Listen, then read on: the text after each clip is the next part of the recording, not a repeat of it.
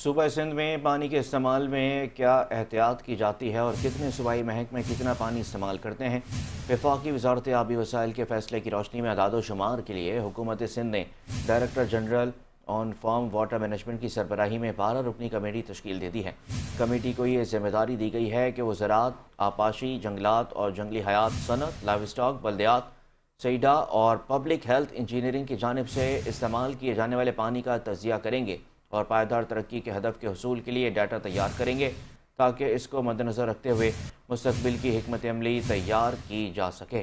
آپ کو بتا رہے ہیں اہم خبر ہے کہ صوبہ سندھ میں پانی کے استعمال میں کیا احتیاط کی جاتی ہے اور کتنے صوبائی محکمے کتنا پانی استعمال کرتے ہیں، اس پر ایک کمیٹی تشکیل دی گئی ہے۔ مزید تفصیلات سے آگاہ کریں گے ہمارے نمائندے شکیل نائچ ہمارے ساتھ موجود ہیں۔ شکیل نائچ بتائے گا مزید کیا اپڈیٹس ہیں آپ کے پاس؟ جی، حکومت سندھ نے ایک کمیٹی تشکیل دی ہے جو وفاقی وزارت آبی وسائل ٹیکنیکل کمیٹی نے جو پائیدار ترقی کے ہدف کے لیے سب کمیٹی بنائی تھی، اس کے کیے گئے فیصلوں کی روشنی میں بنائی ہے۔ اس کمیٹی کا مقصد یہ ہے کہ صوبے کے اندر کتنے محکمے کتنا پانی استعمال کر رہے ہیں اور کتنے محکمے جو پانی استعمال کریں اس میں کتنا احتیاط کر رہے ہیں۔ اس میں جو ہے 12 رکنی کمیٹی کے سربراہ ہیں وہ director general on farm water management محکمہ زراعت ہوں گے، آبپاشی، جنگلات و جنگلی حیات، صنعت، لائیو اسٹاک، بلدیات، سیدھا اور پبلک ہیلتھ انجینئرنگ کے اس میں نمائندے شامل ہیں۔ ان کو کہا گیا ہے کہ